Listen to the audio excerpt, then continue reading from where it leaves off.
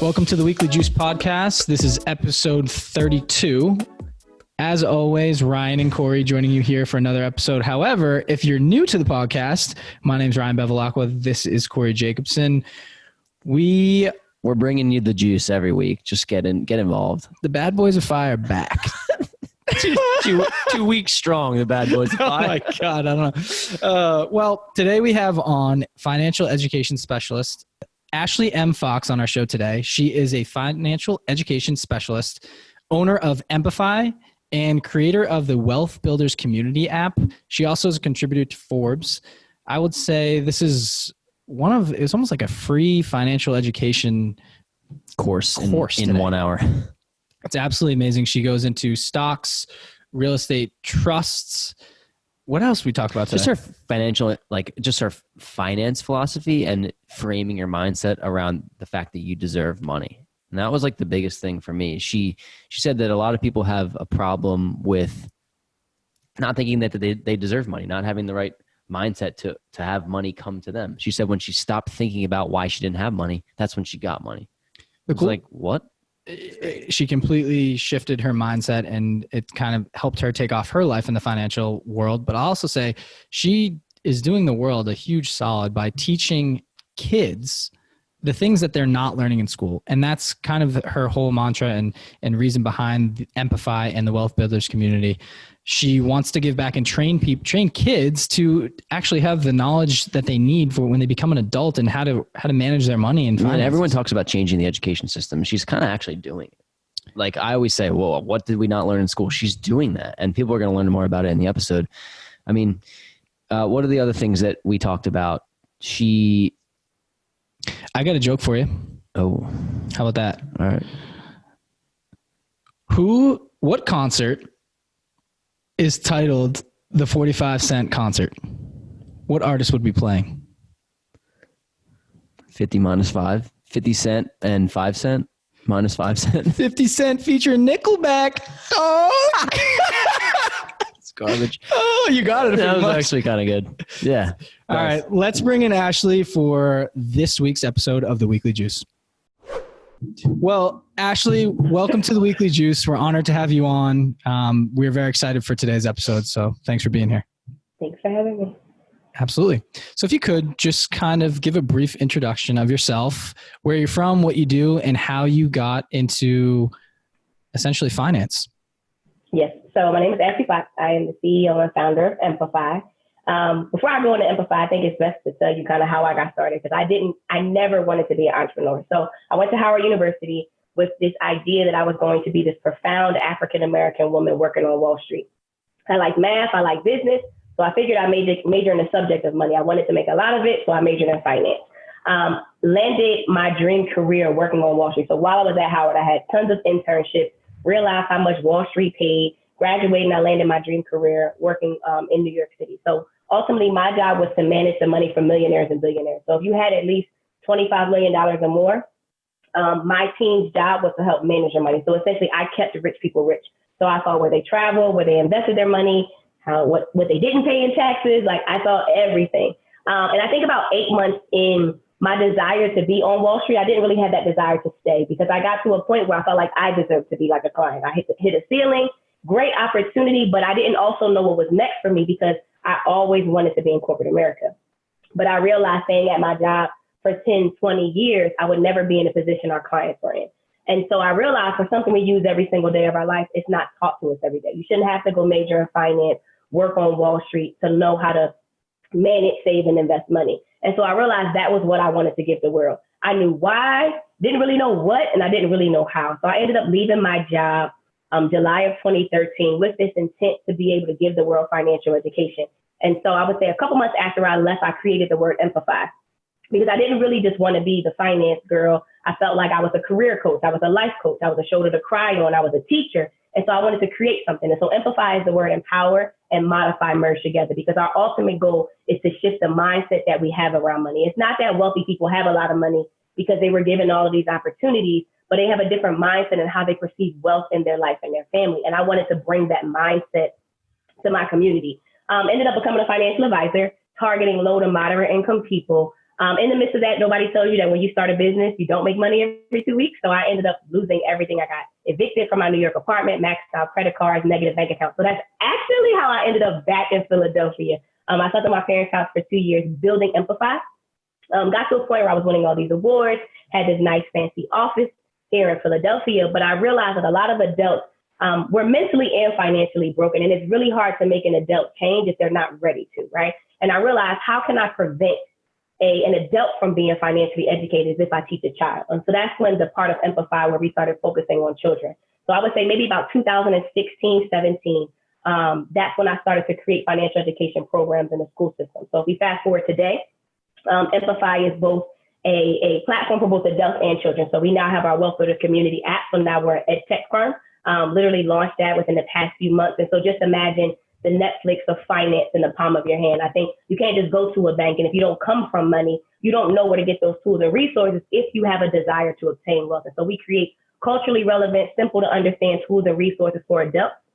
And we also do the same thing for children. So we have programs in Philadelphia, New York, Atlanta, and we teach middle school, high school, and college students how to do the things that we wish somebody would have taught us before we made the mistake, so that they can grow up to build the wealth that they aspire to have and to live the life they desire without feeling like, because I didn't grow up with money, because nobody's teaching me about money, they're now put in a position to attain whatever it is their heart desires. So I ended up becoming an entrepreneur because my heart just led me into this. I actually always wanted to be a teacher. I just never thought teachers made money. And then I wanted to major in psychology, but in order to make Wall Street money in psychology, you needed at least a master's or a doctorate. And so now I think I'm a mix of both finance, psychology, and being a teacher, except now I run the business. That's great. It's funny. Just listening to you talk, I can tell that you're a self-starter and like you're really, really passionate about what you do. I'm wondering if you had a mindset shift or there was a certain point, because you clearly are successful. You went to Howard, you made your way to Wall Street. Was there a defining moment for you while you were working on Wall Street that you were like, this is not going to be the way that I want to continue the next 10 years? You said that happened, but I'm curious if there was a light bulb that went off. So there were two light bulbs. A quick one was I got to a point where I was looking in individuals' accounts, and if they had like $3, $4, $5 million, my mind was trained to see that it wasn't a lot of money. And then having $70,000 of a fee for a mutual fund, which was what my starting salary was when I graduated, that looked like pennies to me. And so my mind was trained to think that a couple million wasn't a lot. So that was the first thing. But the real defining one, this is really interesting. I remember I used to work on Park Avenue. So our headquarters was at 47th Park. I worked at JP Morgan. And I overlooked Park Avenue. I was on the 27th floor. And one day I was looking out the window. I was on the phone with one of my really good friends. And he was like, look out the window and look down. So I'm seeing all these people walking around. And he was like, how do you feel? And I was like, in all honesty, I feel trapped. And he was like, okay, now I want you to envision that this entire building is yours. This entire floor is empty. It's all yours. How do you now feel? And I was like, I feel on top of the world. And that did something really impactful to me. So I had went and took a break. I walked outside. And so I came back and I did the same exercise with one of my colleagues. And I'm like, all right, look out the window. He's like, okay. And I'm like, how do you feel? And he was like, I feel regular. And I'm like, no, really look out the window. How do you feel? He's like, I feel regular. And that's when I realized that I was just different. That's when I realized I didn't want to service people who had a lot of money. I wanted to be the woman who had the money. And I wanted to pick your brain on how you built your wealth versus showing you how to keep your money. And so at that point, I realized that I was just different from everybody. And that I made myself like Wall Street. I made myself learn finance because I felt like having a lot of money, wearing nice clothes is what defined me as a person. And I think as I transitioned into an entrepreneur, when I didn't have anything, all I had was this idea and I didn't know who I was. So I had to redefine who I was when I had nothing. And so I realized growing up, things validated Ashley Marie Fox. And then when you don't have things, it's now figuring out who you are and what you're capable of. If you don't have that good job, if you don't have that great resume, who are you and who you ultimately want to be? So I think the mentality shift happened when I became an entrepreneur. but realizing that I was so much more than what I painted Wall Street to be. A great experience. Like, I think it's equipped me to be an entrepreneur for sure, but I felt like I was here for so much more. And again, when you're also working at a job, yeah, you're making six figures, but your clients are billionaires and they own sports teams and they own all the stores you shop at, and you know their kids' names, their trust funds. I literally was like their asset manager, and I worked with a team of people. And it was like, well, what is it like for Ashley's kids to have trust funds? What does it look like for Ashley to have her house in the Hamptons down in Palm Beach, for Ashley to have her yacht? Why can't I do it if they can? And when you're literally around that for 3 years, it starts to become a part of who you are. And instead of it discouraging me, it made me realize like I can do this too. So I think that's incredible. And I think a lot of people might feel that way in their current W-2 jobs, and thinking like, wow, what if you manage a book of business of people that are spending X amount of money, that's high dollars compared to what a regular person may see on a daily basis. They're like, I want that. And I think I deserve that and I can be that. So we have you here at this point and you realize like, this is what I want. What did you do to take steps to get to this point that you're currently moving towards now to be that entrepreneur and that 6-figure plus maker? So I think the first thing is I never was chasing money. I think when I worked on Wall Street, I was chasing money. And when you chase money, you're always going to find somebody that has more of it. So ultimately, you're never going to be happy. And I was that person. I think I stopped chasing money and I focused on what made me feel good, right? Like I remember telling my team when I was working on Wall Street, I wanted to help people fix their credit. I wanted to help them invest. And they were just looking at me like I was crazy. I actually do exactly what I was telling them I wanted to do. But it was like, that's what brought me joy. Not this painted picture of what my parents told me was a good job. Not what society said, oh, you're making 6 figures. I work on Wall Street. It's like, that's not who you are. And I think you need to accept that. And so I think because I knew I was chasing happiness and joy versus a dollar sign.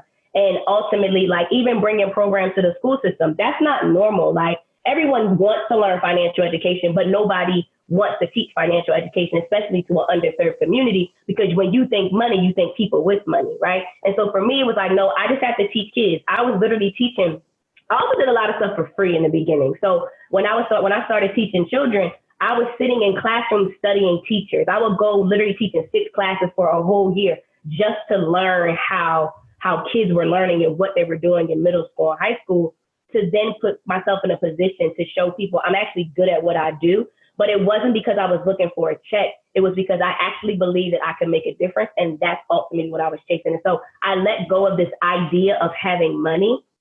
And I realized that I just wanted to give people all that was inside of me, because for some odd reason, I feel like you can't get what I give anywhere in the world. And I know you need it, but you don't know that I exist. And it's my job to put what is in my heart, what is in my mind, and put it out there in the world so that they realize, hey, I actually can do it. I want to do it. And they may not also have seen what I've seen. That's the other thing, too. I think what I saw is what made it possible. Like, I know what a billionaire looks like. I've had conversations with billionaires. I've dug in their accounts. I know how they manage money. I know what their entire team looks like to manage their money. So for me, it was tangible. So I saw wealth. I was around wealth. So even when I hit rock bottom, I knew that was a temporary situation. Granted, it was very hard, but at the same time, I knew what was possible because I was literally doing it for a living. And so I think putting yourself in a position where it makes you uncomfortable, you're striving for something more, but my belief grew stronger as Ashley believed in Ashley more. And so the more I believed in myself, the more results I was able to get. But again, I was also able to hold on to this picture because I saw what true wealth looked like in America.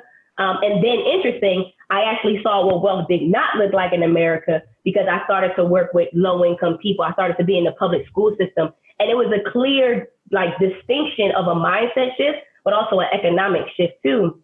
So I saw what was possible first before I saw the people who thought it wasn't possible. And so now the people who don't think it's possible, I'm kind of their light and their voice of reason to show them, hey, I saw this, I can be this, you can be this, and these are the tools and resources you need to get there. So you clearly have a passion for this, and it seems like throughout hearing you speak and doing a little research that you view investing early and teaching kids how to invest and manage money is extremely important. I'm wondering if you can dive into generational wealth and why you view that as a gift and how someone can give that as a gift. So when you think of rich, it's having a lot of money right now. When you think of wealth, it's having money generation after generation after generation, right? And one of the biggest things that wealthy people think about, they don't just think about today, they worry about tomorrow. They want to make sure their life is greater later, right? It's more of a legacy creation versus let me look good right now. But when it comes to like, you also have to ask yourself, like, did you grow up with money? If you didn't grow up with money, how long is this going to be a cycle of generational poverty, generational debt? Like, if it matters that much to you, then then there's no plan B. It has to start with me at this point. And that mental shift is what makes you go after anything, right? No matter what, right?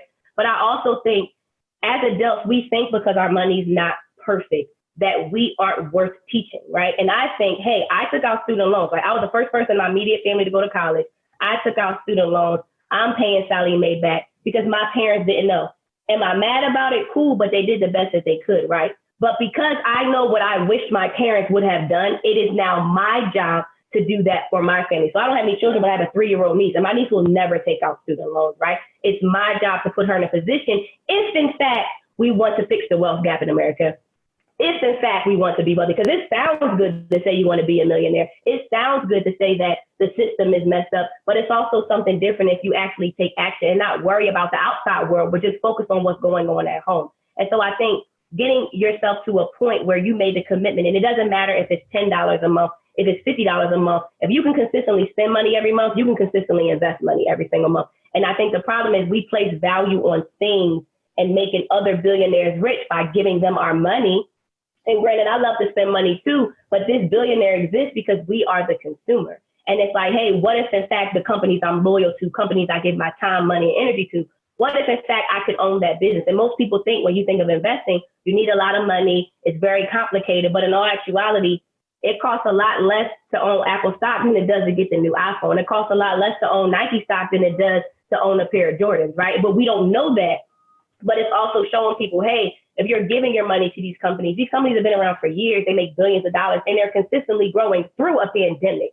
And we are the reason that they're making money. So how can I own this business? And I think the true way to build wealth in America is to either create your own idea or invest in somebody else's idea. Like, you can't spend your way there. You can't save your way there. You definitely can't work your way to wealth, because we know a lot of people that work really hard that are not wealthy. So this preconceived condition that we have, that is how you're supposed, you go to school to get a job, or you get a job to pay for school. Like, that's the system, right? But again, we have to unlearn what was taught, because that's not how wealthy people think, right? And so I think looking and making a list of like, okay, who am I giving my money to? Who am I giving my time to? And just think literally the first 15 minutes of your day when you wake up, you touch at least $5 to $6 billion businesses, from the soap that you use, to the phone that you use, to the internet that you're on, the social media that you use. These are $1 billion businesses, and the majority of them are publicly traded companies. And when they're publicly traded, you can own stock in these companies. And when you really find out how much it costs to own one piece of a company, just one, if you spend less, you spend more money going to Miami or going to a bar or taking somebody out on a date. Like,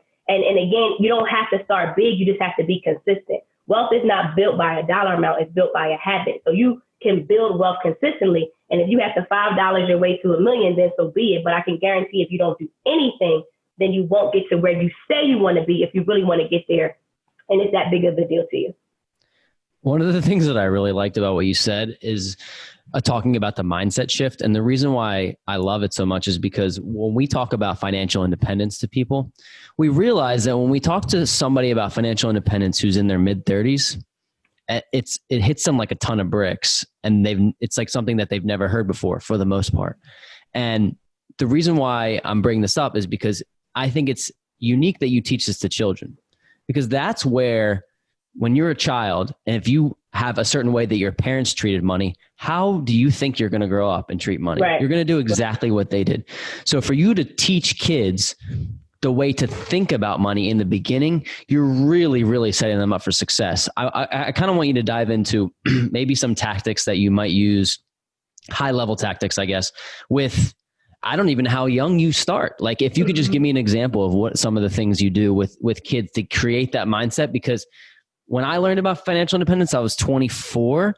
Mm-hmm. I made the shift like with the snap of a finger, but I was young enough that I didn't have even the habits that 30 and 40 and 50-year-olds might. Right. So I think when it comes to so I can teach any kid. Now it's different. We're learning that real quick. It's Take a breath. It's different when you bring a group of kids together, because being in a classroom, like when I first started, I started with 4th and 6th graders, and I realized like 4th grade it's different. 6th graders are a little bit more mature, right? So we start with our programs in 6th grade, but I taught 8-year-olds how to invest. But I think as an adult, if you want to teach a child, you got to take yourself out the picture and think about what that child spends all their time and energy doing, right? Because we learn using textbooks. Kids don't like textbooks. I don't care what the school system provides. They would rather use their phone than read a textbook. Growing up, I didn't have a cell phone. Like, I mean, like we weren't able to get on the internet. We played Snake on a Nokia. Like, that's what I grew up with, right? So Game Boy. That's the first thing you have to realize. Okay, cool. In order to educate a child into something they're already not interested in, let alone something they know, it has to be connected to them, right? So like, for example, if I go to a classroom, like one of the things that I used to just start is like, okay, if Cardi B was a stock, would you buy her? And so literally, like, we would argue back and forth, and like, they would be like, well, this was literally when Cardi B, like her first Bodak Yellow song came out, right? And I was teaching a school in the Bronx. So it was like, that's the home. Yeah, exactly. So they're like, I was like, if Cardi B was a stock, would you invest in her? And the kids would be like, yes, absolutely. And I'm like, okay, why? Like, because she's popping. I said, okay, so is she a long-term investment or a short-term investment? So then one kid's like, she's long-term. And then they're like, no, she's short-term. But then the other kid's like, well, she's about to have a baby by Offset, so she might turn it into a TV show like the Kardashians, and she might get out of it. So literally, I'm training them to think like an investor. But we just talked about Cardi B, but that's the same thing. If Apple was a stock, would you own Apple? Yes or no? Are they long-term or are they short-term? Why? It's just that. So now the conversation is around something that they know. So it's like, okay, cool. Let's talk about Facebook. Well, let's talk about Instagram, because most kids don't know Facebook owns Instagram. It's like, how does Instagram make money? So they keep telling me all these ways, like, no, when you don't pay for a product, you are the product. And I explain to them. So it's like, okay, how much did it cost to own Facebook? Like, and then they'll think of all these billion-dollar numbers. And then I'll tell them to Google the stock price. Like, if you want to own one piece of Facebook, that's how much it costs. They're like, really? Then it's just like, but then what it does, like, well, how much does it cost to own Nike? Well, can I own Roblox? But in order to do it, you have to know what kids are doing. Like, you got to know the dances. You got to know what they're reading. Like, kids love Roblox. They love Fortnite. Like, you have to connect the knowledge with what they're doing, because then you have their attention. And then the dots connect. And then I remember like one kid was just like, oh yeah, well, this is kind of like, well, 21 Savage, he does this. And it's like, you got it. Like, and then you connect the company piece to it. Like, hey, well, where are you spending your money? Like, well, you think I can own a corner store? Well, let's talk about it. Like, well, some companies are private, some companies are public. Usually corner stores are owned by family-owned businesses, but you're right, you give them your money all the time. But do you think that they make billions of dollars like a Facebook does? And it's literally getting them into that conversation. But I think schools don't teach you how to think. They teach you how to do. You go to work. You follow instruction. You're not taught. Like, being an entrepreneur is one of the most challenging things, especially when I was 2-3 years into the business. I used to get mad, like, why did I pay all this money to go to college when it's so many things I just don't know? But if you think about it, in the business, there is no rule book. Like, there is no syllabus that you follow. There is no teacher that you can call. There's no grade that you get. Your goals, your dreams, and your alignment and your mistakes are what guide you through. And sometimes if you keep failing a class, you got to keep taking it over. How many people are willing to just keep failing and keep going, knowing that one day that they're going to pass? You're not wired that way in the school system. And considering you spend tons of years in school with the same mentality, you're not trained to think like an entrepreneur. And I just think the school system doesn't allow kids to think. Let a child choose if they want to run a business or not. Don't go tell a child because mommy and daddy had a job that they got to have a job. Just like with wealthy people, if you grew up in a family of entrepreneurs, you're probably going to want to be an entrepreneur, like, or you'll work in the family business, or at least you're given the option to decide. If you're not around that, you don't know what's possible. And I think kids are lazy, but the school system makes you lazy. So it's literally like you got to bring that out, the best out of a child, but you can't do it teaching a kid what you want them to learn. You got to talk to them at the language that they understand. So it's like little things like, I intentionally wear a pair of Jordans to go to school. Like, I know the hot sneakers that are coming out, that's a part of our uniform because that's a conversation starter. Kids always asking, what kind of car do you drive? Well, let's talk about why our car is a depreciating asset. I drive a nice car, but why does that matter? And so really exposing them to things that they need to know that they don't know, but you got to start. It's kind of like giving somebody sugar before you give them medicine. If you give them medicine, nobody wants medicine, but we'd rather have sugar. But with the sugar, I can get you to take the medicine because I've eased my way into your life. And there's more of a connection that way. Cool. I think what I'm hearing, the underlying theme is like you're promoting change and hope at a young age. And it's incredible. Like a lot of people probably grow up and kind of feel like they're helpless in a way, right? Like I wish I learned this back in the day. If you were teaching my kid this stuff, I'd be thrilled because you're training their mind to think a different way over long term. And then when you put the older they get, you can put different information in front of them and they can absorb it in a different way and creatively and hopefully become an entrepreneur if that's something they want to do and connect the dots on their own, right? My question to you is because a lot of these kids probably think the more money they make, the better off they'll be in life. In your opinion, why isn't making more money going to fix your money problems? Okay. I wanted to ask the same question, so I'm glad we got to it. All right. So I believe in like karma or the golden rule or just whatever you think about, you bring about. So there's a point where I want more money. Why do most people want more money? Are you asking? Because I'm all right. This is good. I wanted a trivia question. Why do most people want more money? Because they don't know where true happiness comes from. I think that's to solve a problem. So you're a little advanced. Oh. Think about why do people want better jobs? Why do they want more money? Like why? Like to buy the things that they want. They think hold value. Okay, keep going. Why do you guys want more money? What's wrong with the money you have? Stability I want more money to have freedom to do the things I want to do when I want to do it. More time. So you don't have money for freedom right now. Not enough. All right. So you're basically saying right now what you have is not enough, which is why you want more. Yes. So your desire to attain more is because you don't have. So you're coming from a place of lack. I'm not good enough with what I have. So my intent to make more is because I don't have. The energy you're putting out is I don't have. So you're never going to have until you are okay with who you are at this moment. I feel like the time that I literally went from making a couple grand a month to having a 6-figure month was when I never chased money because I didn't need money. I was literally, I wanted to bring value to the world. I wasn't worried about, oh my God, I don't have money. You know when I had money problems, when I kept thinking about, I didn't have money. I don't have money for bills. I'm afraid I'm going to lose my money again.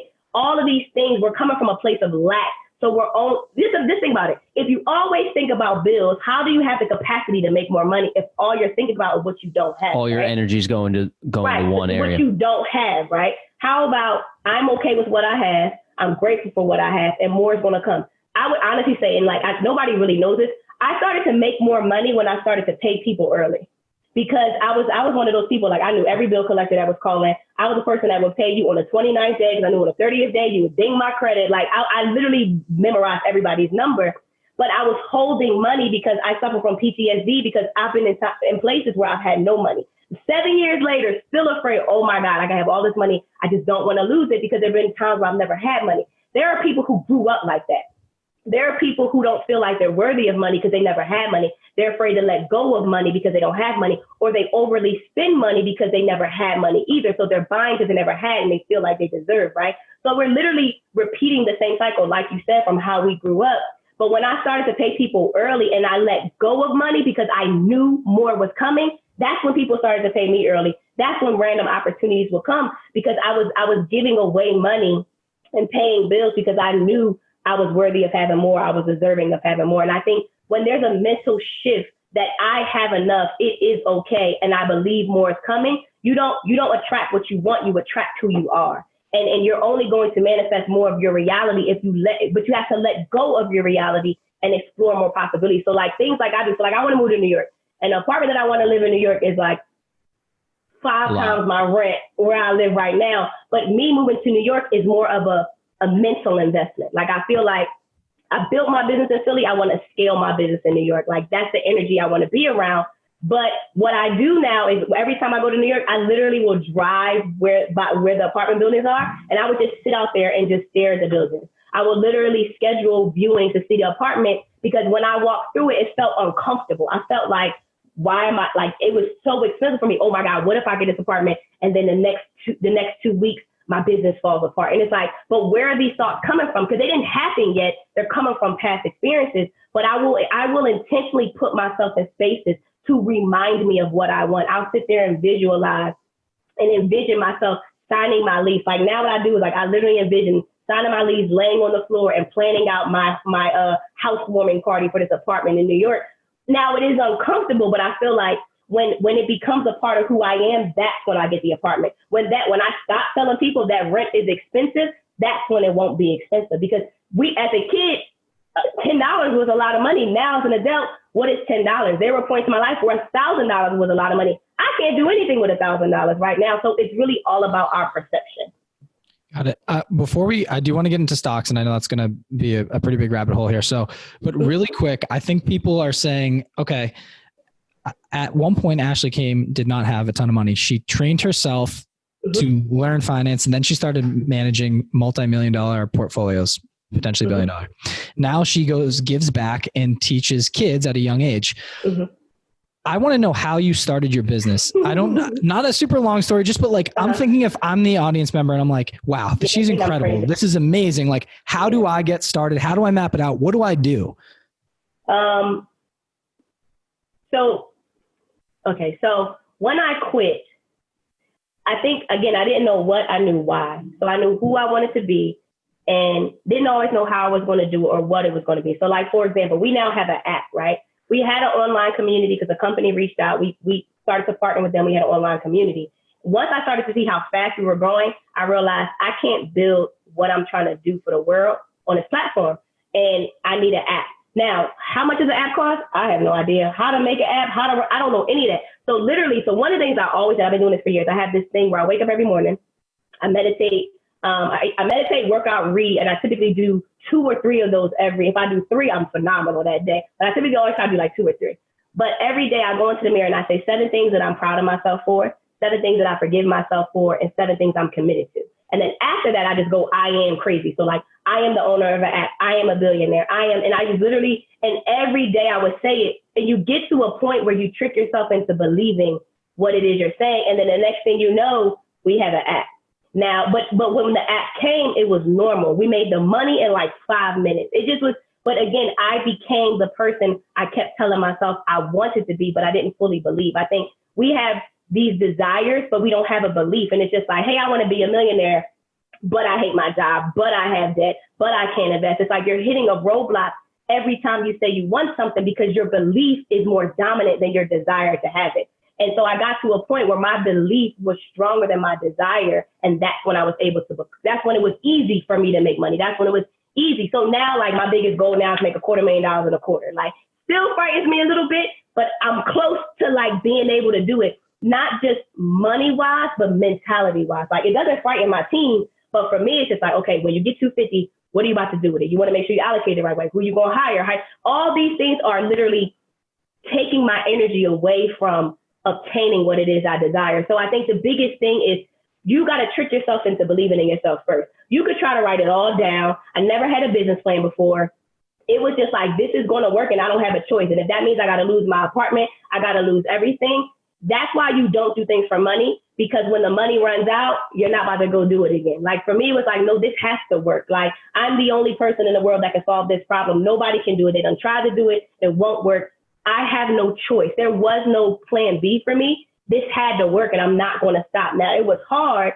I've also been through a lot of therapy. I read a lot of books too. Like, I meditate. Like, there's a lot of things that I did, but I think the biggest thing is it's not about the what or the how. It's literally growing you, because your bank account grows when you grow. So if you spend time working on you, pay attention to what scares you, figure out where those fears come from, be cognizant of who you're around, and literally work on you. And if that means go to therapy, which I thoroughly recommend for everybody, because we have to unlearn what society has caused us to be conditioned around. Like you said, how you treat your money is a mere reflection of how you were raised. I have a mom who believes in abundance. I have a father who is the most pessimistic person in the world, who thinks you should get a government job and just be safe, right? But he's 60, right? So I respect it, but I'm also that free will, quit my job, figure it out. I want to travel the world and work from anywhere. That's not normal for our parents, right? But his thoughts of I can't do it are still sometimes in my mind. And it's like, hey, those are his thoughts. He put those in my mind. That's not my story. I got to unlearn things that I grew up on and start to rewrite my own narrative. And that takes personal work that you don't just read in a book, that you just don't learn in school. A business plan can't help you work on you. You got to work on you. Those nights, I mean, granted, I used to cry all the time. Like, I've been through the ups and downs, but it's more like what are you afraid of? Why don't you think you can do this? And where in the world did somebody tell you couldn't? And typically that comes from your childhood.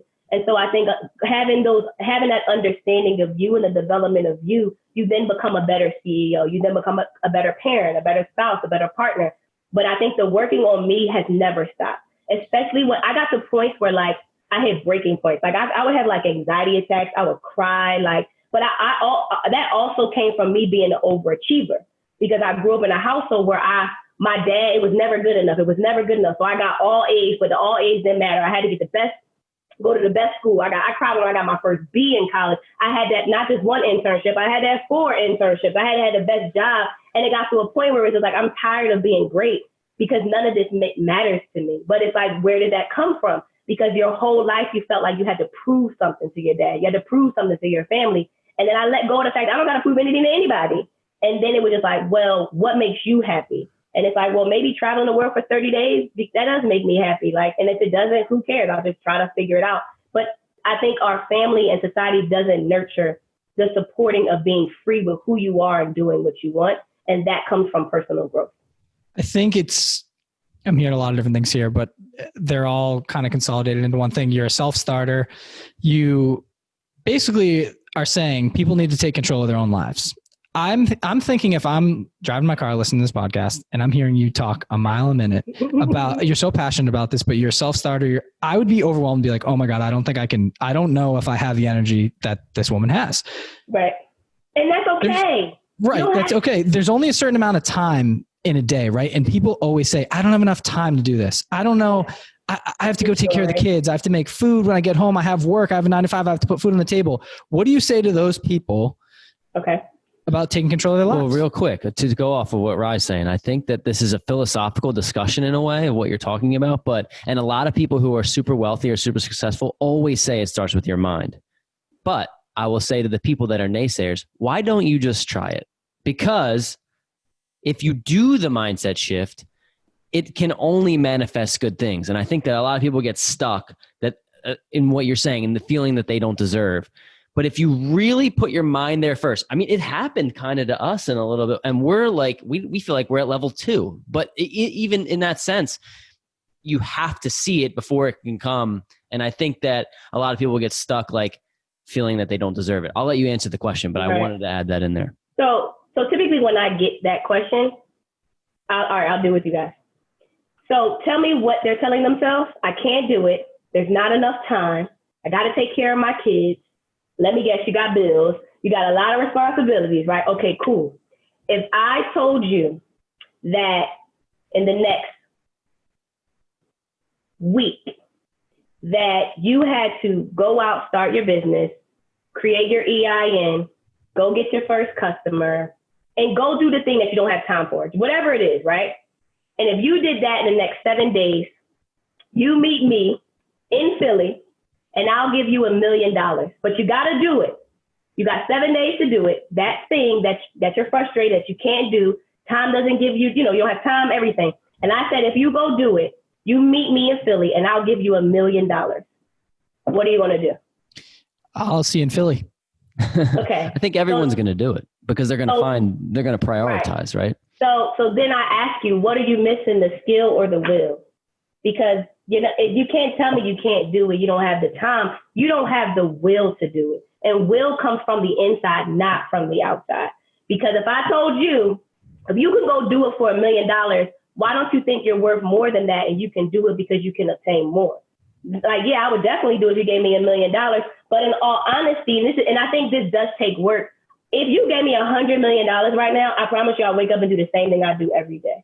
Like, you can pay me to not do what I do. That's how I know I love what I do. And not everybody's there. I've realized that. but it does take some time to really think about what brings you joy. What would you do if money wasn't an issue? If I was giving you $20,000 a month, what would you do if you could create your career? Does that mean travel the world? Cool. There's a business that can get you to travel the world and you can get paid to do it. And if you think there isn't, that's a limitation you put on yourself. And I think that is the mental shift, because we can come up with all the excuses as to why something won't work. How about we make a list of all the reasons why it will work, why it can work? Let's figure out how you can make time. Let's figure out how you can raise your kids and be phenomenal and make money and have all the time in the world to do all the things you want to do. We place those limitations on ourselves, which is a thought that translates into a feeling that manifests into our actions. But if the thought changes, then the actions will change around it. I'm feeling a book coming on in your near future here. Just calling it here for shot call over here on my end here. Yeah, you heard it here. So I'd like an autographed copy, please. I'll pay for it, but I would like signature. Thanks. Well, first of all, thank you for dropping knowledge in the first half of this episode. Like, I think it's all a lot philosophical mindset. And I want to transition a little bit to educational. We haven't talked much about stocks, and I know it's a burning question for a lot of our listeners. So if you could go top level and then we'll just dive in, can you give a brief overview of what a stock is and how the stock market works? Okay. So look at a stock like a box of pizza, right? So the stock is the pizza company. So let's just call it Ashley's Great Pizza Company, right? So we're going to call it Ashley's Pizza Company. So APC. APC is Ashley's Pizza Company, right? The stock is Ashley's Pizza Company. And you say, hey, I heard you got great pizza. And I know if I get a slice of your pizza and I hold on to it, I can sell it for a higher price because people really want your pizza, right? So I can say, cool, in order for you to own a slice of my pizza, which is called a share, it's going to cost you $20 per slice or $20 per share. You can own 1 million slices, you can own 2. So if you own 2, you got to give $40, right? So ultimately, you can have that pizza, you can hold it, or you can sell it, right? The higher the demand for my pizza, the higher that price is going to go. So literally, when you own stock in a company, you own a piece of the business. The reason why people like real estate versus stocks is you can touch real estate. You can't touch a company, which is considered equity, because the bigger the company gets, the higher the value of your slice will get as well. So the more people want that slice, the higher the price goes. Now, the more the people don't want it, they're going to sell it and get rid of it, which drives the price down. Look at it like sneakers. You'll stand in line for a pair of Yeezys or a pair of Jordans, but then you'll stand in line for it, or you'll go pay a more expensive price on the internet because the demand is high. But what do they do with corny sneakers in a sneaker store? What do they do with sneakers? That's corny. That's why they're $50 now. Right. They put them on sale because nobody wants them. The stock market works the exact same way. So the more people want the stock, the higher the price goes. And the less people want it, they sell it. And when people or companies sell a stock, the value of the price goes down. And so ultimately just look at it like, when you start to invest, you have to ask yourself, like, if I could go into business with 5 companies right now, and I had to hold on to this company for the next 5 years, what companies do I think will win right now? In all honesty, you don't need a stock guru. You don't need a textbook. You don't need anybody to tell you what companies are dominating and will still dominate. It's like, will you invest in a taxi cab company? Absolutely not. Like, well, would you invest in a marijuana company? Probably, because marijuana eventually is going to be legal. Therefore, when it becomes legal, companies get access to more capital. Companies can now sell it more. They make more money. So if you are on the forefront of owning a company before it gets big, or a company before it gets bigger, then your slice grows in value. So essentially you're making money in your sleep because you own a piece of a company. Now you don't run the company. You don't do anything. You just own it. And then as it grows, your net worth grows with it. So like literally, if you would have invested in Amazon, if somebody would have invested in Amazon for me when I was 6 to now seeing it took him a long time to get here, but he's not stopping. You get what I'm saying? Like we don't need a rocket scientist to know that Facebook, Amazon, and Apple dominate the world. Like I have an Apple iPhone. I have no desire to use Samsung. People still, even though they don't come out with anything new since Steve Jobs, they also have more cash in it than the government. They're also the first $1 trillion business in the world. I don't need anybody to tell me that if I have an iPhone, had an iPhone for years, have no desire, don't see anybody surpassing Apple anytime soon. They're the largest valued company in the world. What else do you need to know that, hey, maybe I should look into Apple? Maybe I should invest in Apple. Maybe Apple's less than $200 a share. Maybe it's possible for me to own Apple and just wait for Apple to grow and pay attention to the company, because you can own stock in a company that's like that. So sometimes it's not always about finding that next up and coming company. It's literally looking around your house like, hey, what do you watch all day, every day? Like, what technology do you use all the time? Who is your internet provider? Who is your cell phone provider? Even during the pandemic, like, you had winners and you had losers. At the end of the day, grocery stores, winning right now. Technology companies, streaming companies, winning right now. We're on Zoom right now, winning. I bought Zoom at 142. I think the highest they got to was like close to 500.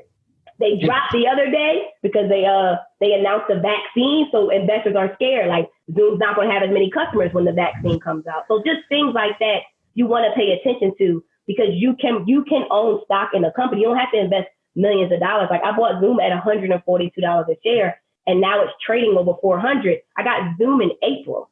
It's now November. Yeah, that was one of the fastest. We were talking about Netflix the other day, because when we were in college, we graduated right 2013. I was 2014, and I was talking about it with our some of my good friends, and we're like, in 2014, Netflix was a thing. Like, it was definitely a thing, and we were thinking about it. And now, I mean, it's just like that and Tesla in the last. Right. I don't know the numbers, but Netflix in the last 6 years is like, you'd be, if you invested $10,000 back then, you'd be swimming in it right now. So it's like, I think that the advice you gave and the way you framed it is really, really smart, and it's better than what I've heard from a lot of people. So I appreciate the way that you framed it. I think that also what you said about, you don't have to go try to buy the next Amazon 30 years ago. It's not about trying to make, everyone wants to get rich quick, but the national or the average over the lifetime of stocks is like 11%. So if you do that in your 20s, and you invest in your 20s, when you're 60 years old, you're going to be wealthy. And I think maybe people don't want to wait that long. I agree. That's why we invest in real estate. But there are a lot of ways to get in and make good returns just by making sound investments each month. I'm curious if you have a specific stock investing strategy that you would share with people who are in their 20s. Like, is there a specific way that you approach it? So, me personally, I'm more of a buy and hold kind of person. Right. Zoom was a different type of play for me. Like, Zoom was like, oh, I see what's happening. Nobody knows what's about to happen with this pandemic. They're new, but they're at the right place at the right time. I'm not going to dump a bunch of them. I think I bought like a few shares, but let me really see what happens. But typically, I'm more, if I can't hold this company for 10 years, I don't buy it. I'm also a dividend investor. So dividends, look at a dividend like every quarter, most of the time every quarter, sometimes monthly. Companies, they make their money, they pay their expenses, and they have profits. They take a certain percentage of their profits and they give a shareholder a certain dollar amount. So, for example, AT&T is one of the highest paying dividend stocks, right? AT&T, for every share you own at AT&T, they give you $2.08 every year. So AT&T stock is $30. But just because you invested one time for $30, you're going to get $2.08 every year. So the way I look at dividend stocks are, it's like, oh, you guys are in real estate. So Zoom is like buying a property in a neighborhood that soon will be gentrified. AT&T is like buying a property in the suburbs with a really good tenant that's not going to grow in value, but you're always going to get your cash flow, right? So for me, my goal, I want to get to a point where I want $10,000 coming in a month for every share that I own. But there's a lot of companies, but understand that dividends come from a company's profits. So if a company if they're always profitable every quarter, like Disney pays $3 billion in dividends just to their shareholders every year. And that's the type of company they are. So if a company is consistently profitable and can consistently pay dividends, that's a way for you to also create cash flow. So like you said, you guys buy real estate, but not everybody has the capital to buy real estate. Not everybody has the desire to quit their job, start their business, and lose everything. But not everybody also wants to wait until 60 to retire, right? There are ways, if you have intention around what you do and you're consistent at what you do, that you can get to a point where your dividends can replace your monthly income if you start. And then the way I always look at it is, if you don't invest, what are your other options? You can keep working and hoping your job gives you a raise. You can save your way, but I can tell you right now, you put $30 in a savings account, you're not getting $2.08. You're lucky if you get a penny.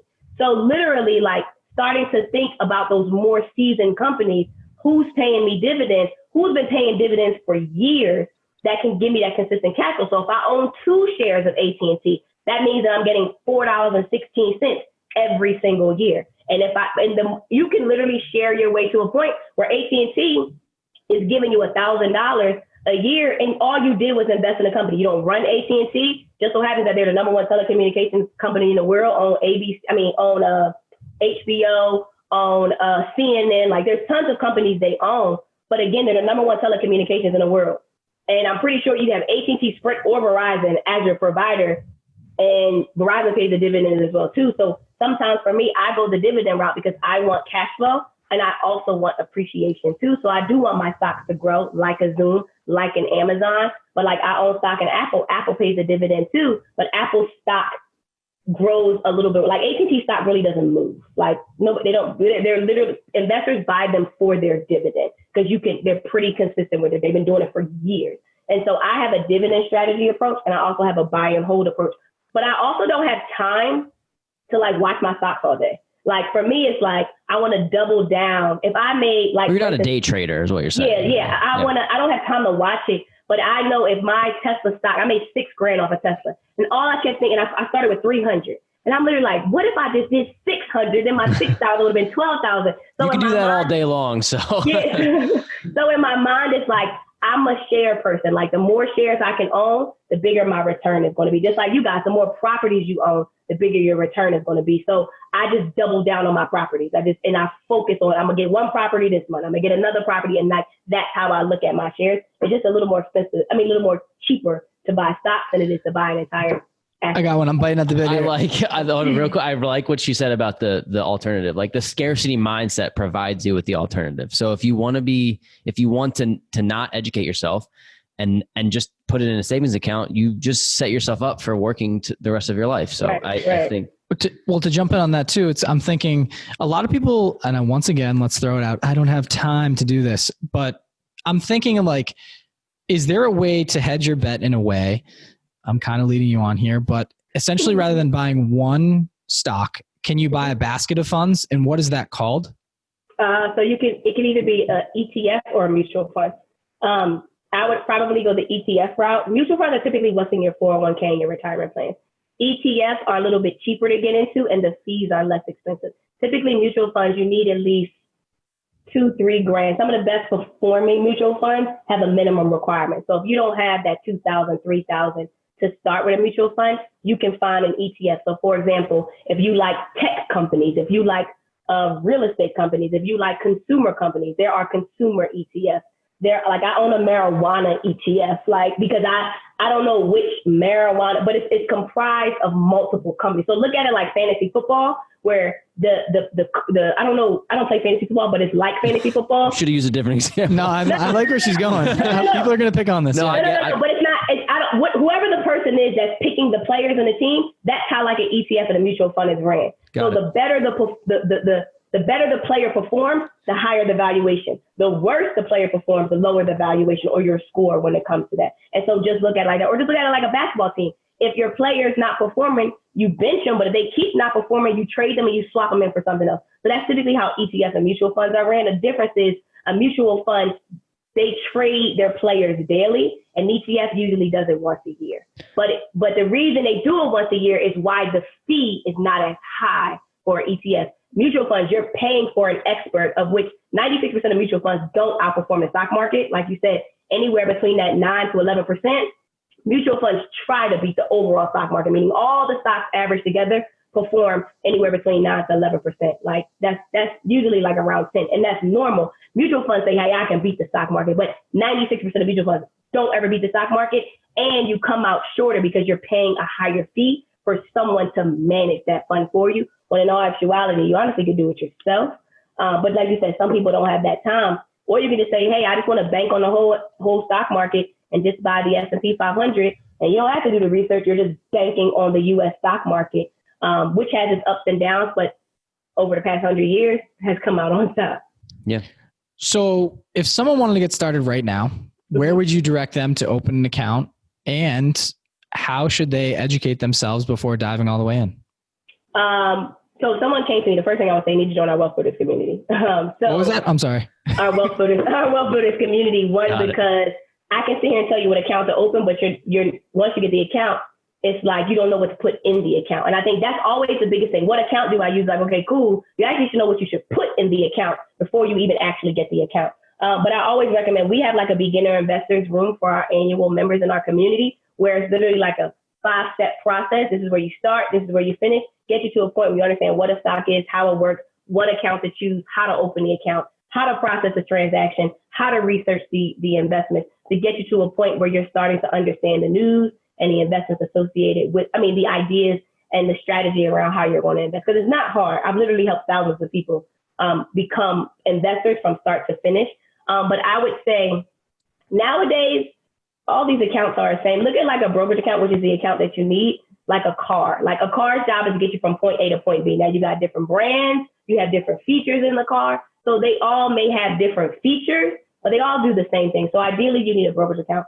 I would personally say if you're starting with less than $200 a month, I would recommend a company like Stockpile, because Stockpile, if we go back to the pizza example. So let's just say I say, hey, we're going back to Ashley's Great Pizza. Each slice is $20, but you come to me and say, darn, I only have 10. So what I would do is cut the pizza in half and you get a half of a slice. So Stockpile lets you get a fractional share. And I recommend that for kids because like it's phenomenal for kids. It's less words and more colors and pictures. So it's a lot easier to use. Companies like Robinhood are good, TD Ameritrade. I personally use E-Trade.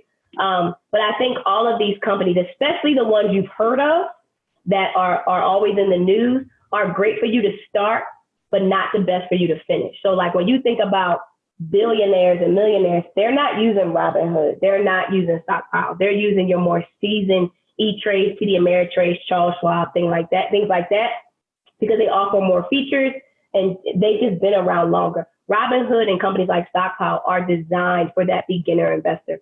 So while Robinhood, I actually was watching TV on CNBC, Robinhood has way more users. They're growing faster than like the older companies, but the average balance in their account is 5,000 versus 50,000 or 100,000 that's in the E-Trade or a TD Ameritrade. So there's a different caliber of people that use Robinhood, but it's in to invest now. It's trendy to invest now. Beginners are wanting to do it. That's why Robinhood is dominating the industry, because they're kind of that disruptor that came in and said, hey, you guys don't target beginner investors. You target the older crowd who have a lot of money. Let's start intervene and figure out how we can find a way for the everyday person to learn how to invest in the stock market. But I definitely would start there. And then the other thing I would say, make your list of companies you would own. Like literally ask yourself, like, who do I want to invest in over the next 5 to 10 years? And just look around your house, like, and then you would then do your research. So you may think that everyone drives or rides in Uber and Lyft, but Uber and Lyft have never been profitable. So just because it sounds cool, you also want to make sure these companies are profitable. Because again, you wouldn't want to invest in your friend's company knowing that every quarter they're not producing any money and they're in the red. So make your list, not just by what's exciting or what's trendy, but really think about who do I think is going to change the game? What, like you guys said back in Netflix, I was reading Bob Iger's book, who's the former CEO of Disney. They were planning on competing with the Netflix because they saw where the TV industry was going. So they knew it was shifting. We didn't pay attention to it, but eventually all these companies knew that streaming was the way. Like they knew that. So you would have known that companies like Netflix could dominate. And then now there was a Netflix and now everybody has a streaming platform. Cable is outdated now, so really think what's shifting, what's changing. How are we learning? Like everything's virtual now. Like you think we're just going to go back to normal life. So it's really following the trends and seeing over the next 5 to 10 years what will shift. So where does one follow the trends and essentially research what stocks are currently killing it versus what ones to avoid, essentially? I know there's got to be some sort of educational platform. So there's yes and no. So just because somebody's killing it today, that doesn't mean they're going to be killing it tomorrow. I literally look at the stock market like high school. Like one day they love you, next day you're popular, next day they hate you. Like one day we love Snapchat, next day they're freaking horrible. So I would say you want to pay attention to the news because headlines are what move stock prices. Now, companies only report financials 4 times a year, yet stock prices move every day, Monday through Friday. So I would say following like CNBC, CNN. I think also too, times like now is earnings season, and this is when companies start to report their numbers. You want to know who's profitable, who's been losing money, who's been making money. But I definitely would say the biggest thing is following the news, because no matter where you learn about investing, the news is what moves emotions. Like one day, I'll give you a prime example. The stock market went crazy where when Pfizer said that there's like a 90% chance that this vaccine is going to change the game, Zoom went down. Is it Peloton? They went down. All the at home. All the stocks dropped, but then everything else rose. Airline, and again, but one day they hated airlines. Oh my gosh, airlines are good now. Like it's really based off of emotion. So you got to be cognizant of what the news is saying, but you can't operate off of emotion, because when everybody got scared during the pandemic, that's when I spent the most money, because I saw that as an opportunity. Like the stock market is the only time something goes on sale and we run from it. When we see red in a store and we see sale, we look at it as time to buy. When we see red in the stock market, all hell breaks loose and we just think the whole world is falling apart. When in all actuality, Nike had an 82% rise in online sales during a time where America had no jobs and we were suffering from a global pandemic. People were still spending money, and for some reason we were spending money on Nikes. But again, just because the news sounds horrible, that doesn't mean the world is falling apart. The biggest wealth transfer happened this year, like literally happened this year. So I don't know, wow, I'm up over 100%, but it's tons of people who are unemployed. Like, where's the disparity in the world? Because billionaires got richer. The day that during the election and that whole process, literally the richest men in the world made $28 billion just from the idea of Biden possibly going into office. No one knew, because it was like literally the second day after the election. All these tech companies made money, and Bezos just made like $10 billion because he sold his stock. And then Biden gets elected, and so it's all based off of emotion. So the easiest way to learn about investing is to see what happens in the world and how it impacts companies you invest. But it's a lot easier to pay attention when your money's in the game. It's different when you're watching the game, and it's different when you're a player in the game. You take it a little bit seriously. So you'll care about Zoom, one, if you're a customer, but two, if you own stock in Zoom. So you'll want to pay attention. If you're actually an investor. Right. Yeah, makes sense. So I want to touch on one last thing on my end, but we talk a lot about real estate on the podcast. And if I'm not mistaken, you invest in real estate in a different way. Can you explain what a REIT is and why you invest in them? Funny, we're actually literally like that has been our biggest course that we've created, and literally just pushing people to come reinvest. So a REIT is a real estate investment trust.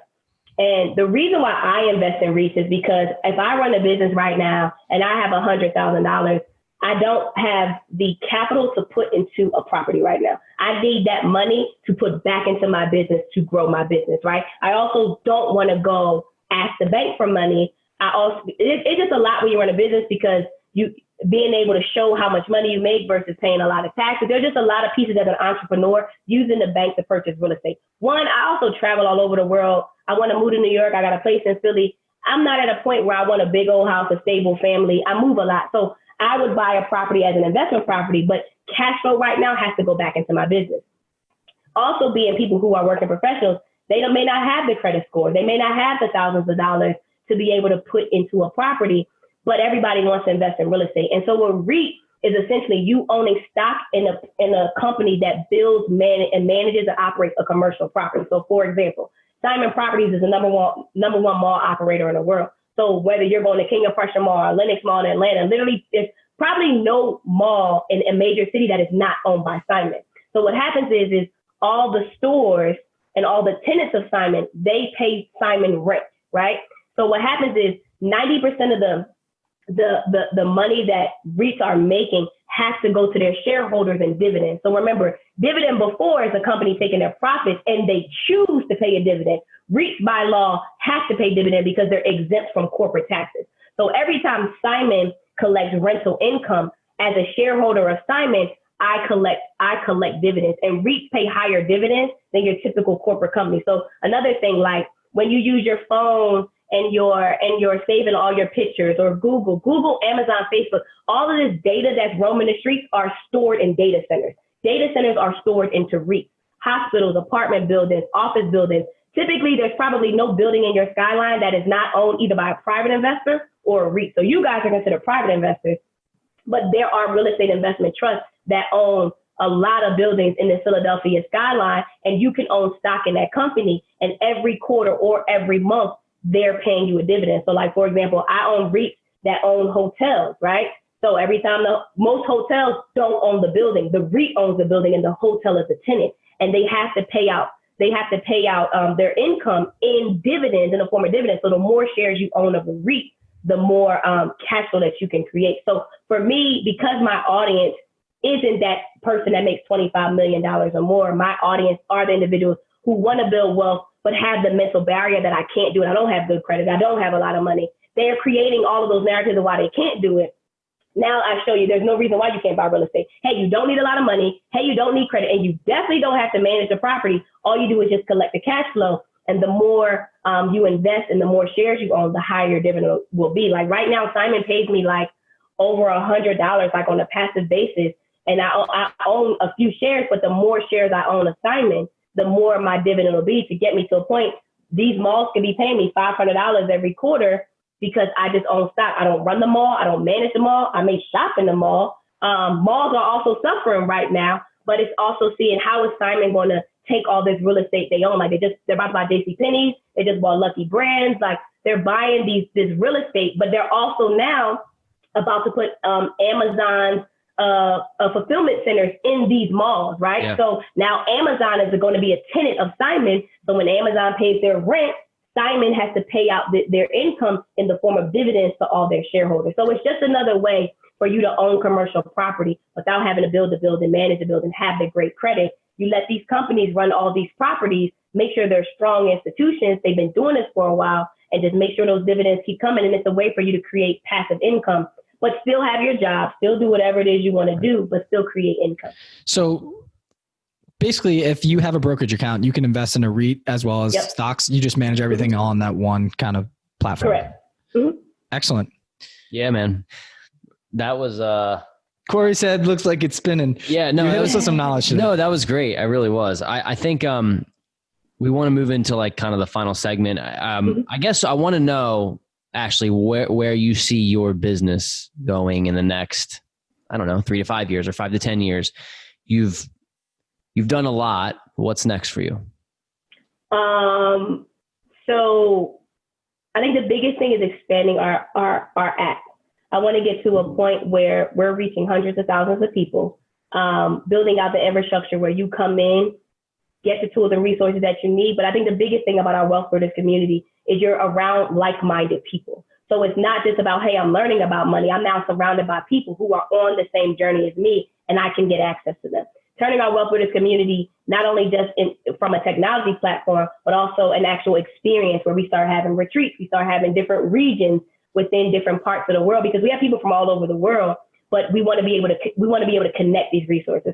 Also turning our community into an entrepreneurship hub, where not only are we showing you how to manage the money you have, but we're now using the network of people to become your customers. We're now using our resources to help you build that business, to help you create that idea so we can help you put money in your pocket. But ultimately, Amplify will be both a brick and mortar and online platform. So you'll be able to go get financial education by walking into an Amplify building. That's great. Or you'll also be able to get access to financial education in the palm of your hand.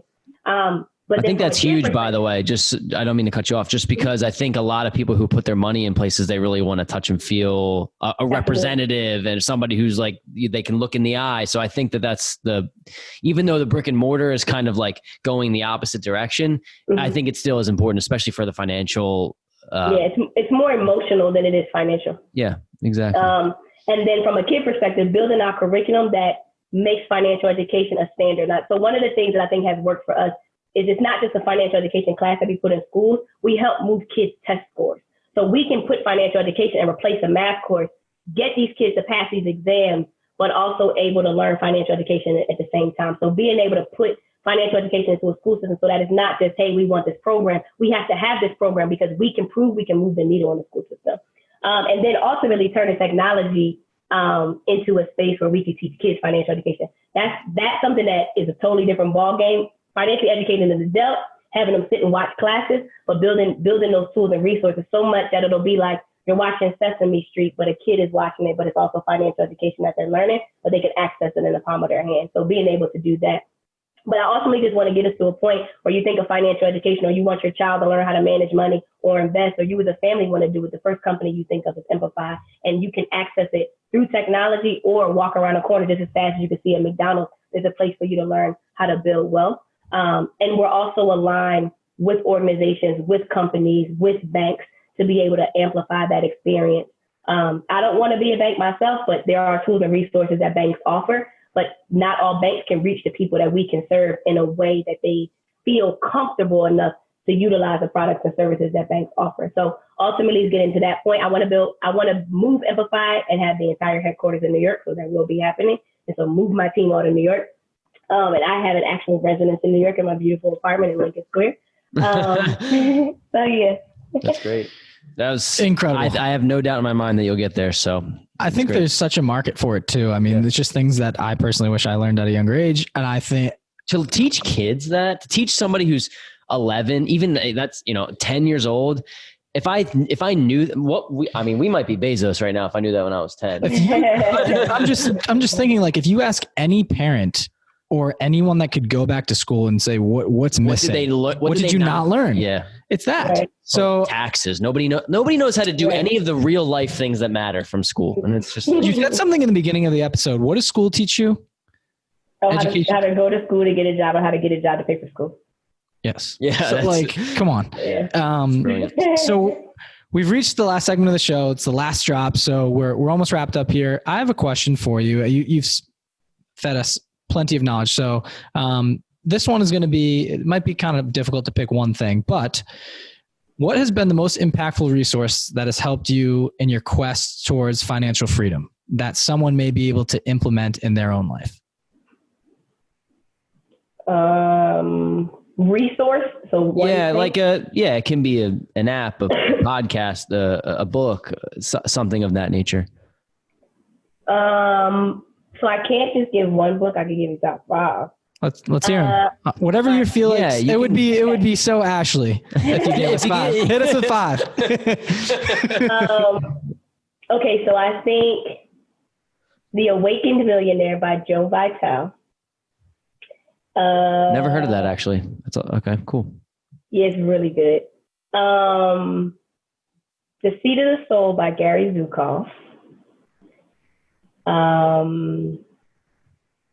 A Return to Love by Marianne Williamson. So these are all like non-finance books, but it got me to a mindset to open my eyes to obtain money. As a Man Thinketh, and this is a tough one. Lucky number 5. I know. I would say Ask and It Is Given by Abraham Hicks. All 5 of these have not been shared on our platform, so I think that's awesome. I haven't read any of them. No, but the first one's jumping out at me. Yeah. Can you say that one again? I'm sorry. Your first one, The Millionaire. I have another one. Here's a good money book, but it has nothing to do with money, but it really trip you up. The Secrets of a Millionaire Mind by T. Harv Eker. That book is phenomenal. That is like the ultimate money, make you realize how jacked up our thoughts are around money to make you really have a different perspective. That's a really, really, really good. Whether The Awakened Millionaire is still on the same wavelength. He just, the Secret of a Millionaire Mind, he'll throw it at you like, ooh, that hurt. I really say that to myself. And it just makes you like think about, wow, I really say that to myself. I really think that. The Awakened Millionaire it's calmer, but it opens your eyes to like different exercises that you can do that you'll realize are actually uncomfortable. But it's really like a really, really, really good eye opener. That's perfect. We'll toss them up on our Instagram as a recommendation as well. So, well, Ashley, from both of us, we truly thank you. It was an honor to have you on the show. For me, I'll just say I've learned so much this episode where I think I just got a free financial education course. So thank you very much. I think our listeners are going to be very thrilled with spending the time today. Thank you for having me. Yeah. And if there's, if our listeners are interested in joining your platform or learning more about you specifically, what's the best way to get in touch with you? And you can obviously, you've talked a little bit about your app, but if you want to talk about Amplify and just where people can find you. For the app specifically, you can go to wealthbuilderscommunity.com. Our website is amplify.com. On social media, I am _Ashley M. Fox. And you can also go to Wealth Builders Community to see our app. page 2 as well.